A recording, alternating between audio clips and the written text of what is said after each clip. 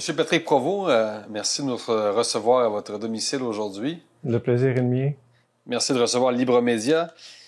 Je rappelle à nos auditeurs que vous êtes professeur au département de microbiologie, d'infectiologie et d'immunologie de l'Université Laval. Vous dirigez depuis 20 ans un laboratoire sur la technologie des ARN. Vous êtes un spécialiste mondialement reconnu des virus. Et ça fait maintenant plus d'1 an et demi que vous vous battez contre l'Université Laval et contre un système que vous n'avez peut-être pas vu venir. Comment vous vous sentez après 1 an et demi d'exclusion de la part de l'institution que vous représentiez et que vous représentez encore aujourd'hui?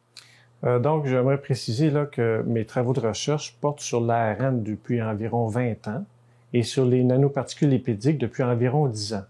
Donc, je suis pas un expert sur les virus, mais on a étudié les petits ARN et la régulation génique dans plusieurs virus, là, dont le VIH et le virus SARS-CoV-2, là, qui est l'agent causal de la COVID-19. Oui, avant que tout ça déboule là, dans ma situation, je menais un laboratoire de recherche là, où est-ce que je faisais ma petite affaire avec ma petite équipe de recherche d'étudiants. En fait, j'ai toujours eu des petites équipes de recherche où est-ce que on essaie d'être le plus original possible et pour innover, hein, pour découvrir. Donc, c'est vraiment ça qui est ma motivation en recherche.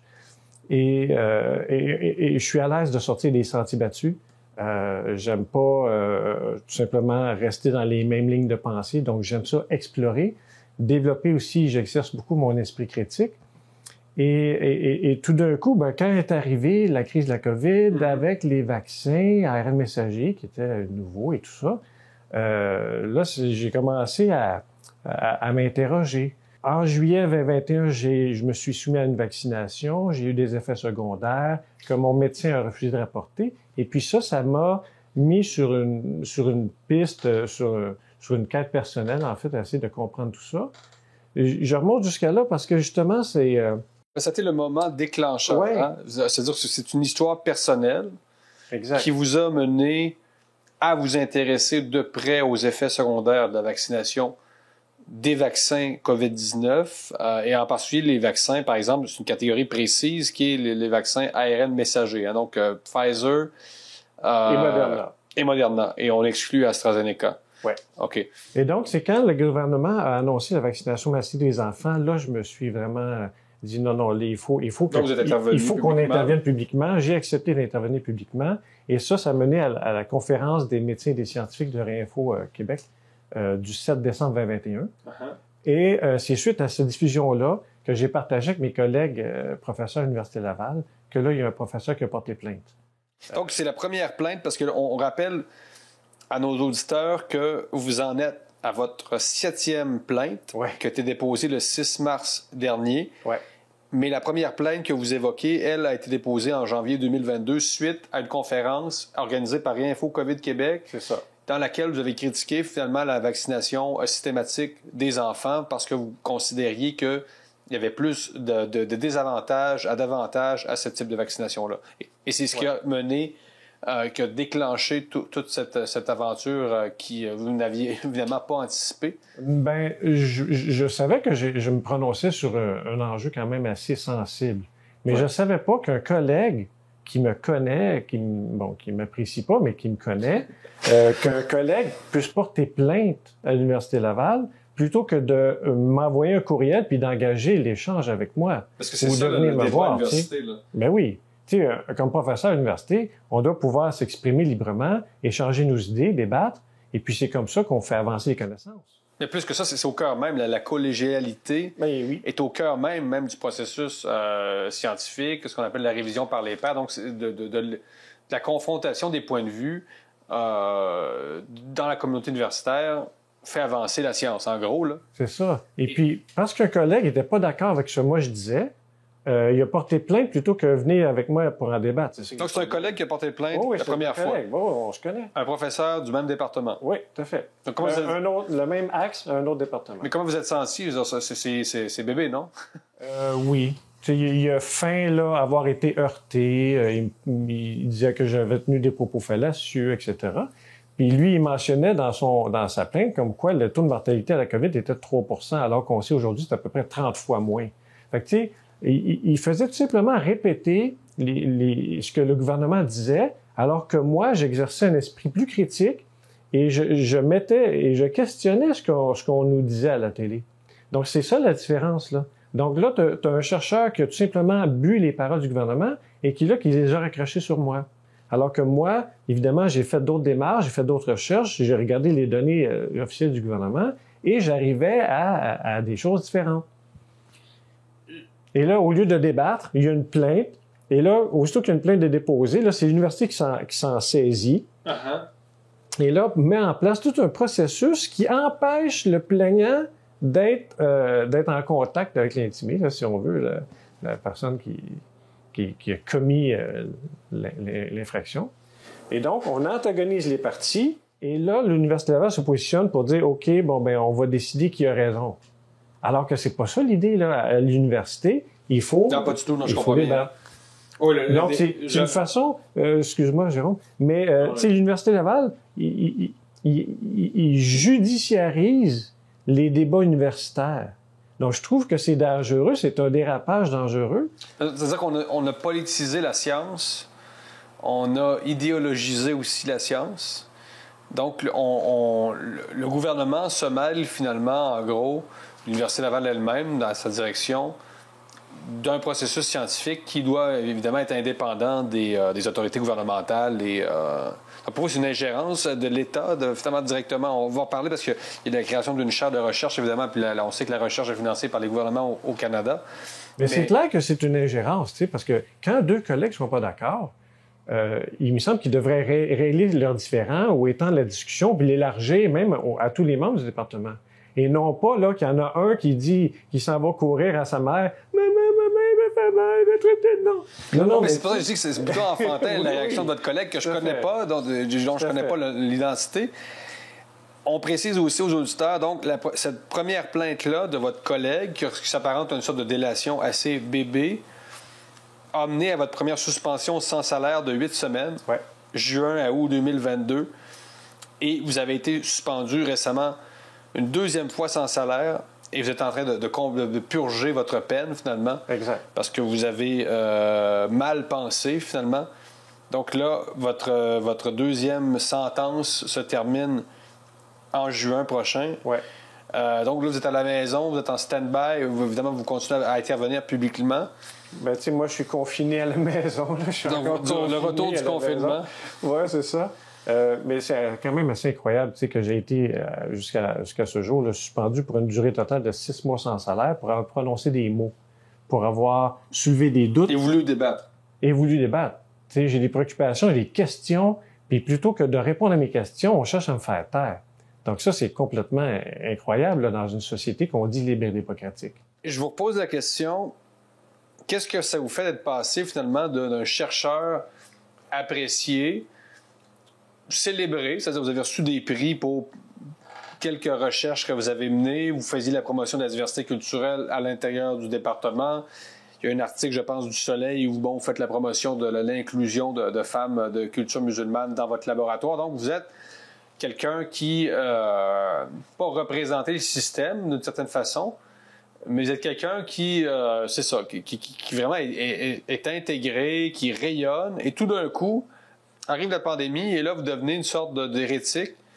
Qu'est-ce que ça vous fait d'être passé, finalement, de chercheurs ultra valorisés à chercheurs censurés et exclus? Ben, tu sais, moi, j'ai pas changé. Ce sont les gens autour, c'est le système qui a changé. Donc, leur perception de moi a changé, mais moi, j'ai pas changé dans le fond. Dans mon laboratoire, j'ai toujours recruté les meilleurs étudiants. Donc, qu'ils soient d'origine chrétienne, musulmane, qu'ils soient étrangers, locaux, blancs, noirs, pour moi, ça n'a pas d'importance. Les 4 derniers étudiants que j'ai eus, il y avait une étudiante française, une qui vient du Liban, musulmane, une de l'Algérie, musulmane, et un noir d'Afrique. Alors, tu sais, bon, la diversité était représentée au sein de mon laboratoire, mais c'est pas un critère pour moi d'atteindre la diversité. La méritocratie. Ça s'est arrivé comme ça. J'ai pris les meilleurs. Ça a donné que c'était 2 femmes musulmanes voilées, puis un noir musulman du Sénégal. Donc, bon, au cours de ma carrière, j'ai été chanceux parce que j'ai fait des découvertes intéressantes, des découvertes importantes. J'ai eu quand même mes travaux ont été récompensés d'une nomination de découverte de l'année à 3 reprises. Donc, quand même, tu sais, au début, au milieu, puis à la fin, plus récemment, même que la dernière, là, ça a été une découverte d'une nouvelle classe d'ARN. Donc, tu sais, quand on découvre une nouvelle classe d'ARN, c'est parce qu'on travaille quand même bien, là. Donc, moi, j'ai toujours, je suis très, très rigoureux. On a de bonnes idées. On n'hésite pas à faire avancer le front des connaissances. Et le fait que soudainement, je sois pris à partie et qu'on veuille me faire taire parce que, bon, mes mots dérangent, je trouve ça un peu inquiétant. Inquiétant, bien sûr, pour la conversation démocratique. Vous êtes présenté en 2018 dans la circonscription de Jean Talon à Québec pour Québec solidaire. Oui. Donc, en plus d'être quelqu'un de gauche, donc c'est quand même assez comique de voir que certains de vos détracteurs vous présentent maintenant comme quelqu'un qui appartiendrait à l'extrême droite, toujours entre guillemets, parce que bon, on sait que c'est un terme qui veut plus dire grand-chose. C'est très facile d'être à droite, surtout au Québec, et à l'extrême droite, bon, tout ce qui est au Québec, tout ce qui est à gauche, à droite de la gauche, est finalement un peu d'extrême droite. Bon, petit commentaire éditorial. Mais bref, vous avez été désavoué par votre parti, Québec solidaire, qui finalement s'est dissocié de vous. Ma suspension est devenue publique. C'est ça. Ils se sont tout de suite dissociés de moi. Donc, moi, j'étais déjà dissocié d'eux. Là. Et comment vous avez trouvé ça, ce traitement que QS vous a réservé alors que vous étiez un ex-candidat, pas vedette, là, mais vous étiez donc un candidat sérieux dans la région de Québec? Oui, bien, tu sais, dans la région de Québec, j'ai eu le 3e en nombre de votes. Là. Je suis arrivé au 3e, c'est la 3e meilleure circonscription dans toute la région de Québec là, pour QS. Et tu sais, je suis peut-être, si on me perçoit de droite maintenant, aujourd'hui, c'est beaucoup plus, encore une fois, comme je disais tantôt, moi, je n'ai pas changé. C'est l'échelle gauche-droite qui a été comme étirée puis déplacée, puis là que je me retrouve à droite. Donc, c'est un peu ma lecture que je vois, que je fais de la situation. Mais moi, j'ai trouvé ça quand même assez aberrant de voir Québec solidaire abandonner son esprit critique, cesser de poser des questions, et se rallier au gouvernement et même vouloir aller plus loin avec le resquat de vaccination, là, où est-ce qu'ils voulaient faire du porte-à-porte pour inciter les gens à se faire vacciner. Alors, moi, j'ai été dans le parti pendant plusieurs années, là, avant d'être candidat en 2018. Je connais bien la philosophie et j'adhérais énormément. Je me retrouvais beaucoup dans ce parti-là. D'ailleurs, c'est ça qui m'a incité à me présenter. Uh-huh. Mais dans le programme de Québec solidaire, il y avait Pharma Québec. Et Pharma Québec, c'est une initiative que QS voulait mettre de l'avant pour que le Québec ait sa propre, soit en mesure de fabriquer lui-même ses propres médicaments et qu'il les vende à bon marché à sa population. Et là, de voir là, que ça avait été comme complètement mis de côté, et puis là, ben, c'était comme... il s'était mis à genoux devant Pfizer et Moderna. Moi, ça m'a complètement sidéré, là, honnêtement. C'est ça. Est-ce que Québec solidaire, durant la pandémie, est encore un parti de gauche pour vous? Parce que vous êtes très critique du secteur privé, mais en tout cas, vous avez toujours plaidé pour que l'université, du moins, reste indépendante, ou moins à l'abri de certaines influences du secteur privé. Évidemment, ce ne sera jamais 100% hermétique, on sait bien. Ouais. Mais vous aviez même une initiative à l'époque, là, le regroupement des professeurs, je pense, de l'université pour... Le regroupement des universitaires. Des universitaires. Ouais. Donc, ça fait longtemps là, que vous plaidez en faveur d'une certaine séparation entre le secteur privé et l'université. Et là, votre propre ex-parti, votre parti, enfin, le parti auquel vous vous identifiez, qui n'est aucunement critique des compagnies pharmaceutiques, qui pèsent évidemment très, très lourd dans l'économie mondiale. C'était-tu un parti de gauche encore, Québec solidaire, pour vous, dans la crise sanitaire? Ben, moi, en tout cas, je me suis pas identifié. Je me retrouvais pas au sein de QS. le seul parti auquel je pouvais m'associer, c'était le Parti conservateur du Québec. Et puis, c'est seulement ce parti-là qui avait une certaine considération pour les gens qui étaient non vaccinés ou pour la minorité.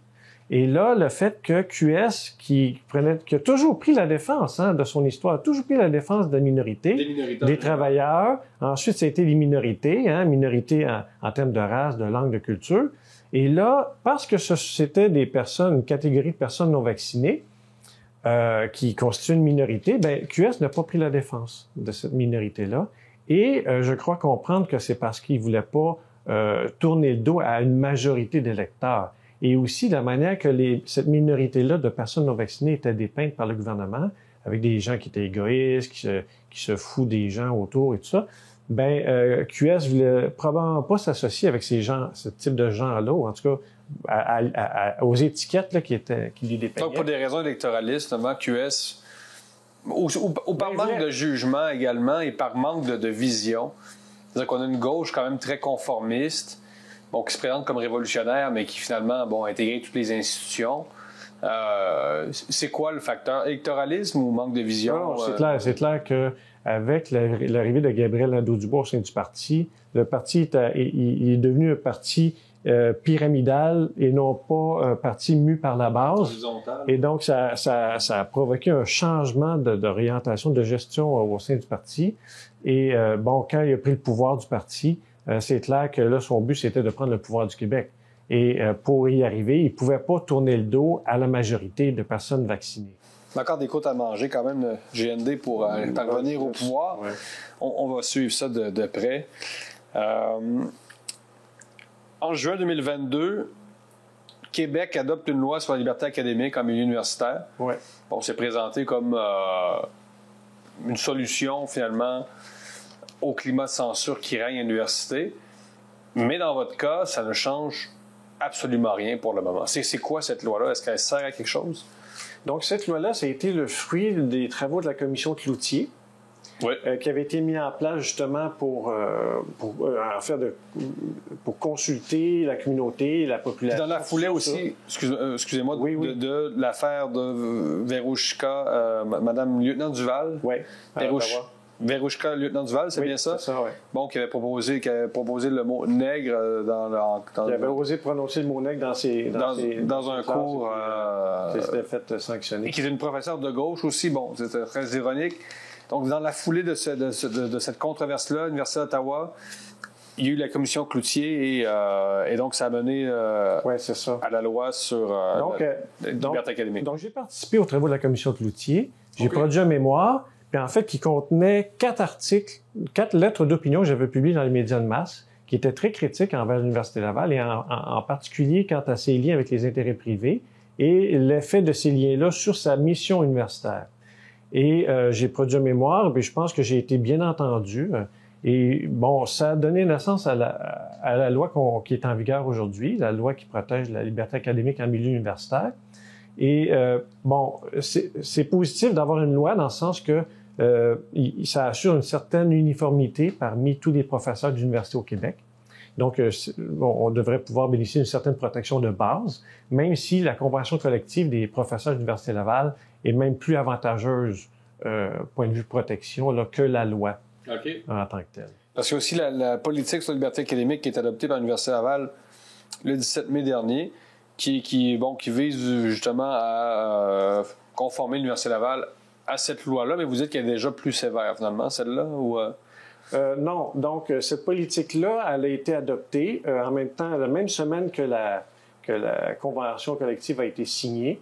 Et puis, c'est aussi cette semaine-là où est-ce que j'ai été appelé à donner ma version des faits sur une sanction disciplinaire, sur une plainte là, qui avait été portée. Donc, il y a une loi au Québec qui protège la liberté universitaire. Il y a une politique à l'Université Laval qui protège la liberté universitaire. Et là, moi, j'exerce ma liberté universitaire et on me sanctionne. Alors, tu sais, je répète ma question. Incohérence. À quoi ça sert, si vous, Patrick Provost? Je me le demande, parce que ce que l'Université Laval a fait, c'est que ils ont placé, au-dessus de la loi et de leur politique, ils ont placé un processus administratif, sur la conduite responsable en recherche, prétextant que tout ce que je fais comme intervention, ça se fait sous le titre de recherche. Alors, ils ont utilisé ça, puis ils ont mis ça au-dessus de la loi. Et c'est ça que moi, j'ai déploré depuis le début, et j'ai demandé à Pascal Derry, la ministre de l'Enseignement supérieur, d'intervenir, parce que, justement, je veux dire, l'Université Laval ne respecte pas la loi, la ministre n'intervient pas, le gouvernement dit rien, les partis d'opposition disent rien non plus. Alors, finalement, il y a une institution importante au Québec, l'Université Laval, qui bafoue la loi, l'enfreint la loi, et personne ne la ramène à l'ordre. Et là, ce faisant, ben, c'est moi qui suis victime de cet acharnement institutionnel à mon endroit. Puis, il continue, là, tu sais, on parlait tout à l'heure de la 7e plainte, là. Donc, ça risque de se poursuivre, là, pour, justement, ils veulent arriver à me faire taire. La loi qui est là pour, justement, faire respecter tous ces droits-là, et les gens et les partis organisations laissent faire. Donc, ça, c'est très inquiétant. Et là, tu te dis, ben là, qu'est-ce qui se passe? Qu'est-ce qui se passe avec comment réconcilier la politique institutionnelle pour protéger la liberté universitaire et le cas Patrick Provost? Ça marche pas, là. Ben, c'est ça, donc la loi est forcément inefficace quelque part. Et puis ça m'amène au discours contradictoire. Et puis je pense qu'on peut facilement transposer ce principe-là sur plusieurs autres aspects de la société. Mais à l'Université Laval, ils disent, bon, regardez, on respecte la loi, on a notre politique qui pour protéger la liberté universitaire, et là, on va sanctionner Provost parce qu'il l'a exercé. Donc, tu vois, c'est très contradictoire, effectivement. Dit blanc, fait noir. D'ailleurs, la ministre de l'Enseignement supérieur du Québec, Pascal Derry, vous avez demandé à la rencontrer. Oui.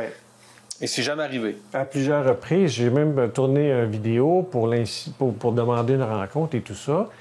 J'ai jamais eu de contact. J'ai jamais été contacté par Pascal Derry, même si je lui ai écrit à plusieurs reprises. Pourquoi, selon vous, elle refuse de vous parler? Ben moi, je le déplore parce que, faudrait lui demander. Puis moi, je le déplore parce que elle a dit elle-même qu'elle était en contact avec les recteurs et rectrices de l'université au Québec. Alors, moi, je suis un professeur qui suis victime d'une injustice, parce que la loi qu'elle est chargée de faire respecter, elle ne la fait pas respecter. Et moi, je demande à la rencontrer, puis elle refuse. J'ai aussi demandé, en passant, à rencontrer la bâtonnière du Québec, qui est la plus haute placée au barreau du Québec, pour discuter de ma situation. Pourquoi l'Université Laval, qui bafoue et enfreint la loi 32, ou la loi sur la liberté académique, pourquoi elle peut l'enfreindre? Donc, mais la bâtonnière a refusé de me rencontrer aussi. Okay. Donc, c'est encore une fois, tu as des institutions qui imposent un certain agenda et qui refusent de discuter, refusent d'échanger, refusent de s'expliquer.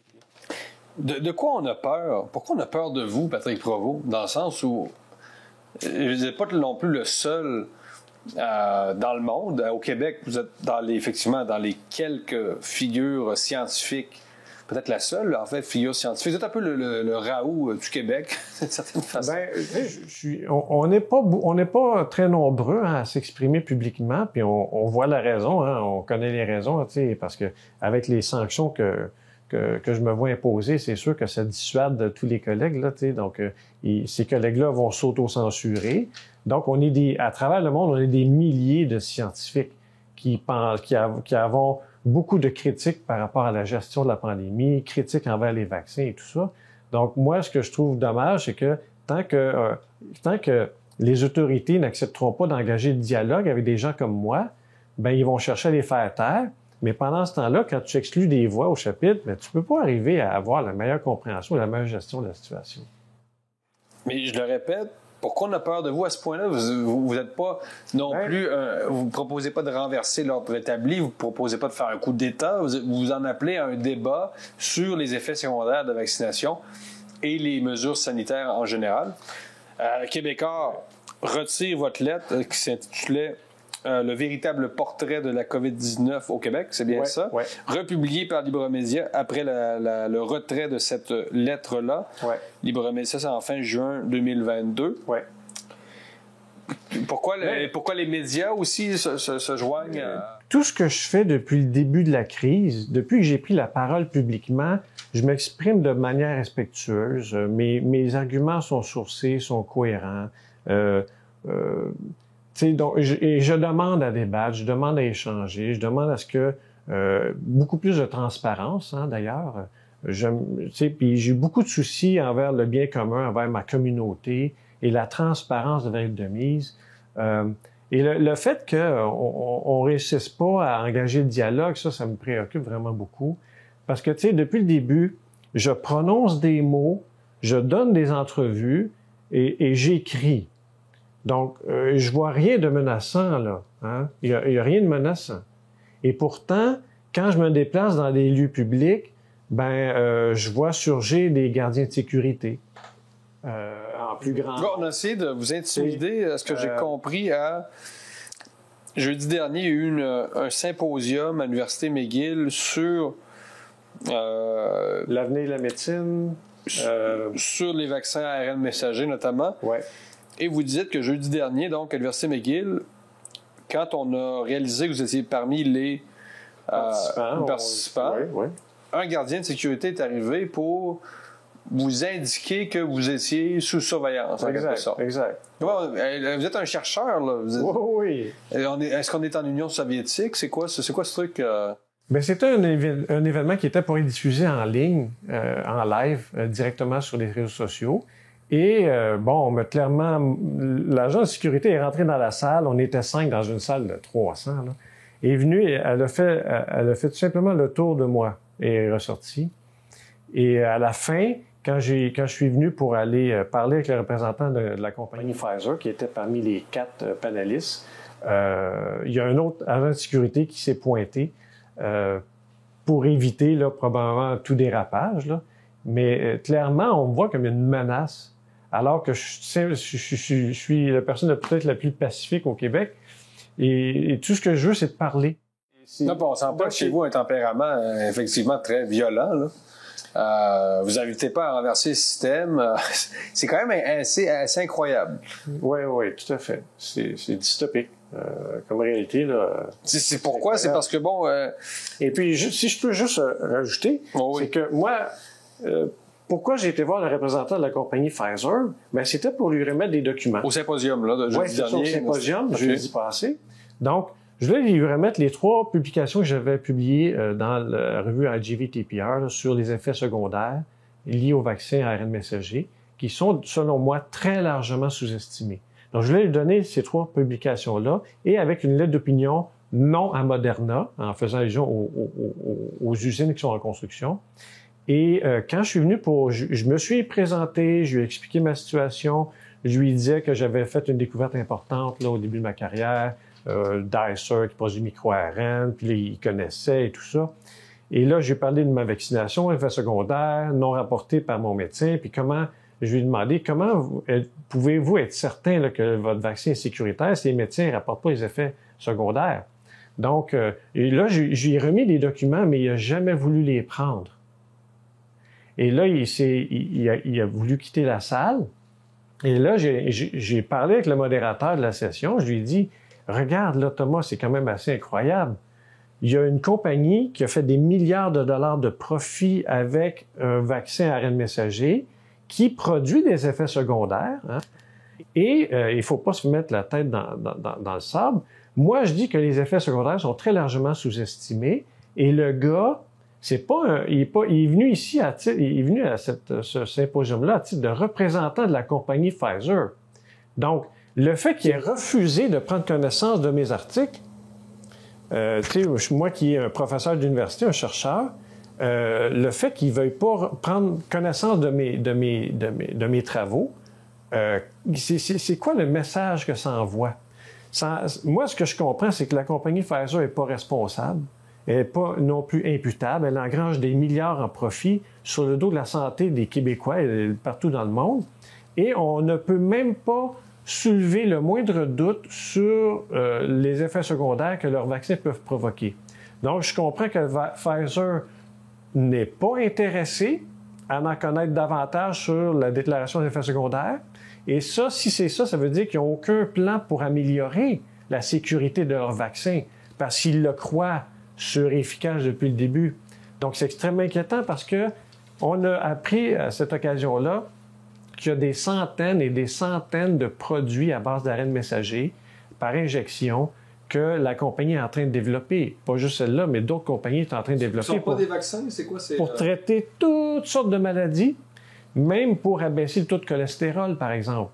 Donc, tous les médicaments, ils vont pouvoir les concevoir par ARN messager en faisant produire la protéine qui est codée par l'ARN messager. Ce produit-là va être codé par tes propres cellules. Donc, ils n'auront plus besoin de produire le médicament en usine. C'est ton propre corps qui va produire le médicament, ou le gène qui manque, ou le gène dont la surexpression pourrait permettre d'avoir un effet bénéfique. Et le danger là-dedans, c'est que les nanoparticules, ils ont quand même des effets toxiques. Et le fait qu'on utilise ce principe-là de nanoparticules avec des ARN messagers, et là, ils disent « Ah, ben là, c'est sûr et efficace. » Et là, tout ce qu'on va changer, c'est la séquence des nucléotides de l'ARN messager. Et donc, en gardant la même plateforme, ils veulent faire croire aux gens là, que ça, c'est sûr et efficace et qu'on a juste à changer des lettres, là, puis ça va fonctionner à tout prix. Mais il ne faut pas oublier là, que pour permettre ces injections-là d'ARN messager à toute la population pour la COVID-19, il a quand même fallu émettre des autorisations d'utilisation en urgence, UFA. Donc, c'est quand même sous des conditions où est-ce qu'on a levé les barrières éthiques, on a dérogé à la bonne conduite responsable en recherche. Donc, c'est la pandémie qui a finalement été le tremplin à la production de cette nouvelle technologie. Un peu comme quand il y a une guerre et qu'on développe une technologie militaire qui, après la guerre, est finalement récupérée à des fins commerciales. Tout à fait. Un peu ce genre de phénomène-là. Oui, tout à fait. Donc, vous êtes inquiet, dans le fond. C'est très inquiétant parce que on ne permet pas le dialogue avec les scientifiques qui ont une voix dissidente ou un esprit critique. Donc, c'est pour ça on veut vous faire taire pour des intérêts économiques. En gros, c'est ce que je crois. En octobre 2022, une nouvelle chaire de recherche a été inaugurée à l'Université Laval sur l'hésitation vaccinale. Donc, c'est parrainé par le principal organisme fédéral qui subventionne la recherche, dont je voulais. Donc, c'est exactement. Mais je pense qu'il y a la santé publique aussi là-dedans et l'Université Laval. Presque tous les paliers de gouvernement sont impliqués d'une manière ou d'une autre. Donc, on va finalement étudier les anti-vax, puis pourquoi ils ne veulent pas se faire vacciner. Comment vous avez reçu ça, vous qui étiez encore, évidemment, dans votre processus de... Moi, j'ai vu ça comme une insulte à mon intelligence. Parce que moi, j'ai eu des effets secondaires suite au vaccin. Et puis, Ève Dubé, la détentrice de la chaire, j'aimerais bien ça pouvoir la rencontrer. Puis, je pourrais lui fournir toutes les réponses aux questions que sa chaire veut répondre. Pourquoi, moi, j'hésite à me faire vacciner? Je pourrais lui donner au moins 80% des réponses qu'elle recherche. Bon, on cherche presque à... On est en train de psychiatriser, entre guillemets, les gens réticents. C'est-à-dire qu'on présente ça carrément comme une sorte de marginalité psychologique, ou je sais pas trop. Donc, ce sont des gens un peu tarés. C'est comme si c'est ceux qui hésitent. Et donc, il faut les convaincre parce que ils sont un peu comme des gens qui appartiennent à une secte. Et finalement, c'est ça. C'est des gens qui, un peu comme un groupe radicalisé, comme une chaire de recherche sur les radicalisations. C'est un peu ça. Puis moi, ce que je vois dans cette chaire-là, c'est comme si il y avait une présomption d'innocuité des vaccins à ARN messager. Et donc, parce qu'ils sont estimés comme étant sécuritaires, là, la seule raison pourquoi... Là, ils veulent savoir pourquoi les gens ils hésitent à se faire vacciner. Mais ils parlent de la prémisse que les vaccins sont sécuritaires alors qu'ils ne l'est pas. Moi, c'est ce que je dis. Le vaccin comporte des risques. Et les gens qui hésitent à se faire vacciner, comme moi, je ne veux plus. Se refaire vacciner. Jamais je vais me faire vacciner à nouveau avec un produit ARN messager parce que je connais les risques. Mais maintenant, il y a ces gens-là, s'ils hésitent à se faire vacciner parce qu'ils savent, ils se questionnent, ils s'informent, puis ils voient là, qu'il y a des risques auxquels ils ne veulent pas se faire exposer. Et pendant que l'argent s'en va dans une chaire qui vise à chercher à comprendre puis à convaincre des gens de recevoir cette injection-là, bien, il n'y a pas d'argent qui va dans l'étude des mécanismes, par exemple, là, qui sous-tendent les complications, les effets secondaires liés à la vaccination à ARN messager. Et ça, j'aimerais ça, moi, avoir l'argent pour mener des travaux semblables. Une chaire de recherche sur les effets secondaires des vaccins. Ben oui. Au moins, vous en appelez, vous demandez pourquoi il n'y aurait pas au moins une de chaque type. S'ils veulent faire une chaire de recherche sur les stations vaccinales, c'est très comique comme euphémisme, là, mais il faudrait qu'il y ait au moins une chaire de recherche sur les effets secondaires des vaccins. Ben oui. Donc, il faut au moins qu'on ait les deux. Ben oui, et puis, tu sais, pour ce qui est des effets secondaires suite au vaccin ARN messager, je veux dire, les chiffres sont ahurissants, là, et puis on essaie de ne pas regarder l'éléphant dans la pièce. Donc, quand ça a été annoncé en grande pompe par la rectrice de l'Université Laval, Sophie Damour, cette chaire-là, certains ont pensé que, ils se sont dit, c'est pour ça que l'Université Laval réserve ce traitement-là à Pratique Provo, c'est parce qu'elle voulait pas compromettre, altérer l'image de cette nouvelle chaire-là. Mais finalement, l'acharnement se poursuit contre vous, donc c'était pas exactement ça. Mais au début, il y a des gens qui ont pensé ça. Est-ce que vous avez pensé ça quand c'est arrivé? Non, mais je pense qu'il y a des gens qui tirent des ficelles là, qui vont bien au-delà de l'Université Laval, je crois, parce que l'Université Laval, je veux dire, elle enfreint la loi, elle détourne un processus administratif pour m'imposer des sanctions à répétition, elle s'acharne, elle me harcèle. Je veux dire, il y a sûrement des intérêts qui l'incitent à déroger de sa bonne conduite de gestionnaire. Et donc, j'ai des idées, là, mais j'aime mieux pas les exprimer parce que sinon, je pourrais être traîné en cours. Mais tu sais, c'est clair qu'il y a des intérêts privés là, que je dérange, que mes paroles dérangent. Non, je vais garder ça pour moi pour le moment. OK, bon. Mais tu sais, on peut... Tu sais, je sais pas si on va venir dans notre conversation au sujet de l'administration. Oui, ben, j'allais vous... Ouais, OK, bon, je vais te laisser aller. Ben, justement, la direction de l'Université Laval, Sophie Damour est la rectrice. Comment va l'Université Laval depuis quelques années sur le plan de la liberté? Bon, c'est ça, on adopte des politiques sur la liberté académique, etc., mais concrètement, là, dans un corridor de l'université, qu'est-ce que c'est devenu l'Université Laval? C'est devenu une institution où la collégialité en prend pour son rhume, là. C'est très difficile, c'est de moins en moins collégial. Là, la dernière grève du syndicat des professeurs a été bénéfique dans le sens que ça l'a vraiment solidarisé des collègues. Ça nous a beaucoup rapprochés et donc ça a beaucoup amélioré là, la collégialité qu'on a entre nous. Par contre, entre les professeurs et les professeurs qui sont administrateurs, il y a quand même cette collégialité-là, elle s'étend pas jusqu'aux administrateurs. Donc, c'est une institution qui est vraiment top-down, tu sais, c'est vraiment une structure pyramidale où est-ce que les décisions sont prises en haut, ça coule vers le bas. Et dans mon département, par exemple, où est-ce que, vous m'avez décrit en entrée de jeu, là, en microbiologie, infectiologie, immunologie. Donc, dans le temps de la COVID, c'était notre domaine de recherche. Et puis, mais malgré ça, on a perdu 7 professeurs en 5 ans. Et moi, je demandais à engager des nouveaux professeurs pour amener du sang neuf, profiter de l'essor de la COVID-19, pour engager d'autres... Mais non. Donc, ça, c'était refusé constamment. Il faut que les décisions viennent toujours d'en haut. Donc, c'est ça qu'il faut renverser à l'Université Laval, là. Parce qu'il faut restaurer la collégialité pour en améliorer non seulement l'atmosphère entre les profs, mais aussi la gestion de l'université. Juste en terminant, oui. Il y a une des plaintes, je me souviens plus c'est laquelle, je pense que c'est la 5e, qui a finalement été refusée, ils ont finalement décidé de ne pas donner suite.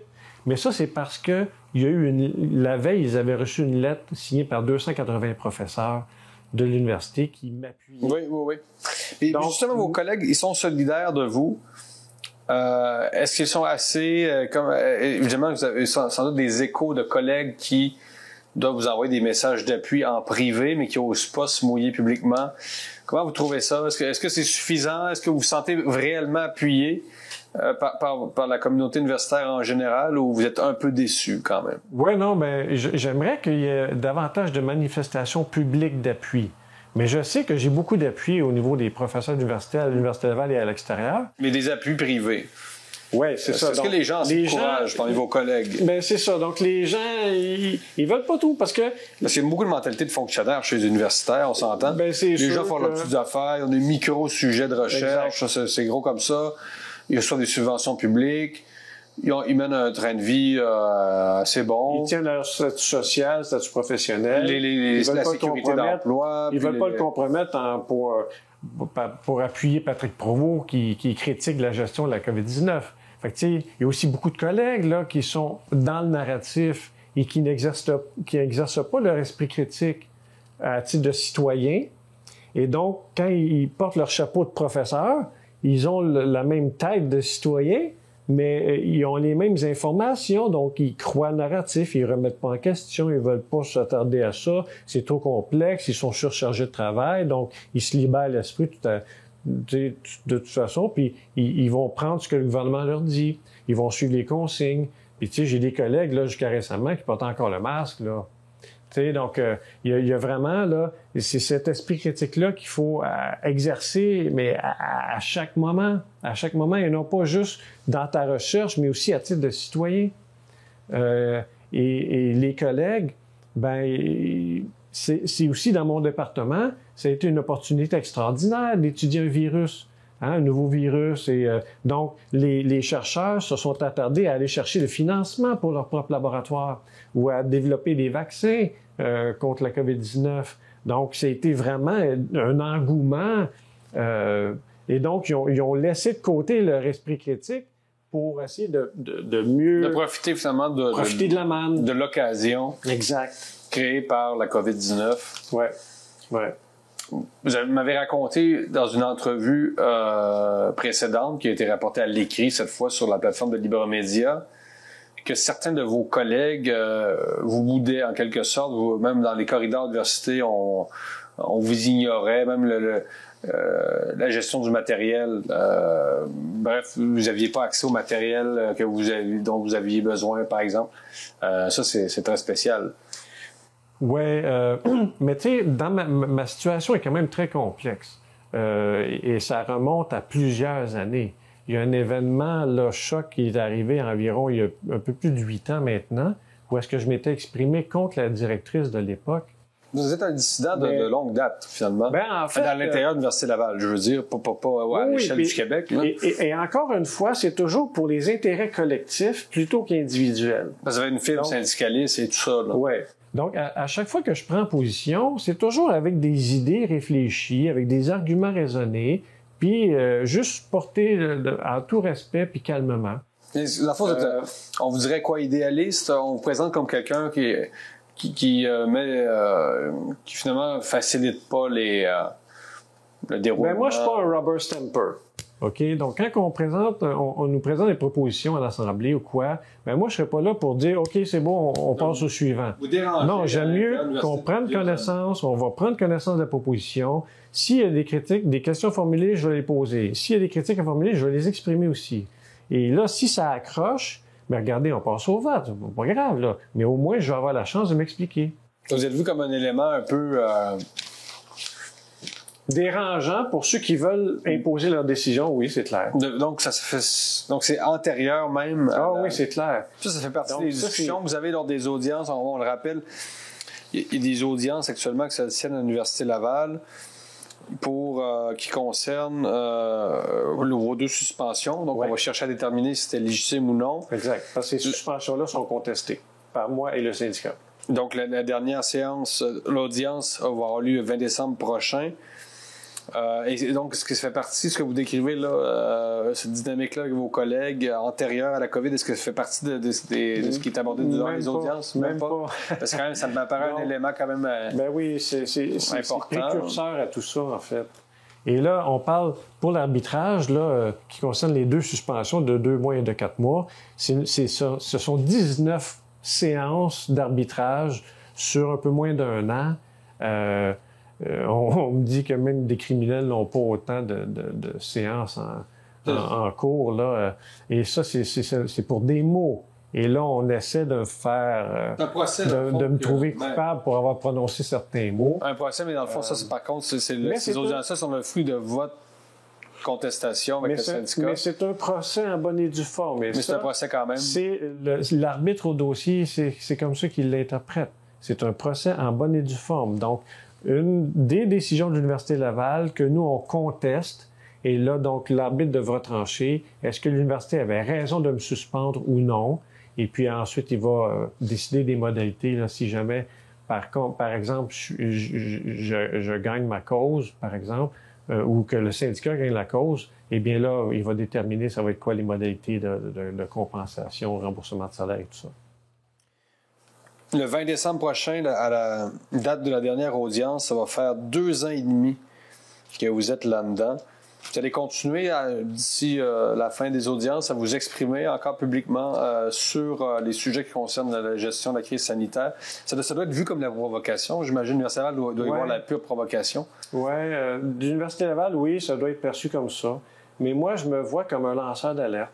Parce que c'est devenu très intégré aussi dans la communauté militante qui est très déçue de la gestion de la crise sanitaire. Donc, ça doit vraiment être interprété comme une certaine forme d'activisme politique de la part de l'université puis des acteurs qui sont prêts. Ben, on peut juste présumer, hein, mais moi, étant donné que ma liberté universitaire est brimée actuellement, moi, je m'autoproclame, ou en tout cas, je me considère comme un lanceur d'alerte. Donc, je tente de sonner l'alerte sur un problème concernant les vaccins ARN messagers, un problème de sous-déclaration des effets secondaires et leur manque de suivi, etc. Et je questionne la vaccination des enfants, des femmes enceintes en particulier. Hein. Ce sont des catégories de personnes qu'il faut protéger à tout prix et non pas exposer au risque d'un produit expérimental. Mais il y a quand même des gens qui ont intérêt à prendre le vaccin, quand même, une certaine catégorie de personnes qui, d'un certain âge, par exemple. Pour vous, c'est vraiment 100% non. Pour moi, une des arnaques les plus... Ça reste un choix personnel, quand même, aussi. C'est un produit qu'on est encouragé à prendre avec des campagnes publicitaires plutôt que de tout simplement respecter la médecine, comment elle devrait être menée.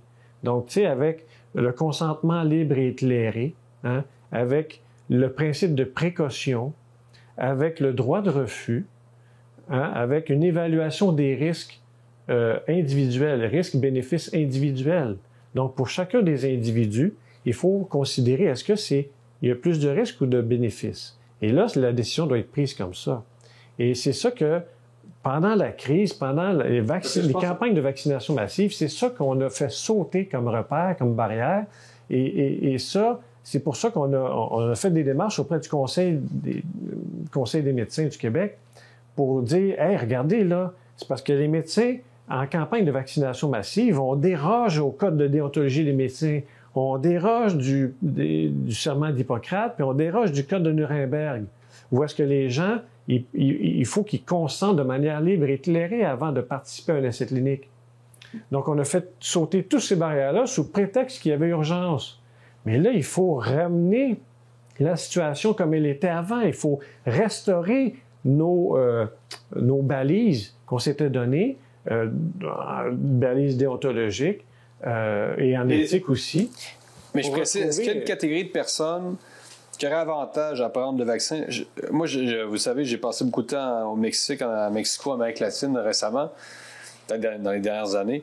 Puis, par exemple, je pense aux obèses qui ont été vraiment frappés. En Amérique latine, les obèses ont été pas décimés, là, mais manifestement, beaucoup de gens de gros mouraient de la COVID-19. Et donc, est-ce que les obèses, par exemple, dans les pays pauvres, avaient intérêt à prendre le vaccin? Ou pour vous, c'est 100% non? Moi, personnellement, j'en prendrais pas. OK? Moi, j'en prendrais pas, c'est certain. Pour ce qui est des autres personnes, bien, il faut faire l'exercice. Aussi, excusez-moi. Il faut faire l'exercice parce que la COVID-19, si vous allez voir sur le site de la santé publique, c'est quand même très marquant là, que ce sont les personnes avec des comorbidités qui sont les plus susceptibles à complications de la COVID-19. Et donc, c'est pour ça que ça prend une évaluation des risques-bénéfices individuels. Si une personne a, comme vous mentionnez tantôt, un surpoids, du cholestérol, maladie cardiaque, diabète. Et là, si ça fait plusieurs comorbidités, à ce moment-là, la balance, puis si vous ajoutez à ça l'âge avancé, ben là, ça fait beaucoup de facteurs qui pourraient peut-être faire pencher la balance vers les bénéfices et la vaccination. Ou un vaccin qui ne serait pas ARN, par exemple, parce qu'on parle beaucoup on parle des ARN aujourd'hui, mais Astra, puis évidemment, dans le reste du monde, il y a eu beaucoup de vaccins russes et chinois dont on ne parle pas vraiment, mais qui sont des vaccins produits sur un mode plus traditionnel, est-ce que je comprends? Est-ce que vous avez analysé ces vaccins-là? Est-ce qu'ils vous paraissent plus sécuritaires, russes et chinois? Non, j'ai pas été faire tout le répertoire. Là. Vous avez déjà beaucoup de travail, j'en conviens. Je suis venu sur les vaccins ARN messager. OK. Mais encore une fois, c'est toujours une évaluation risque-bénéfice individuelle. Et chez les enfants qui sont très peu à risque de complications, juste les enfants, là, on les expose à davantage de risques et de bénéfices en les vaccinant de manière massive. Là. Clairement. Monsieur Patrick Provost, ça a été un plaisir que de vous avoir en entrevue. Un grand merci de nous avoir reçus chez vous à Québec. Plaisir partagé, M. Blanche-Lagravel. Merci à vous.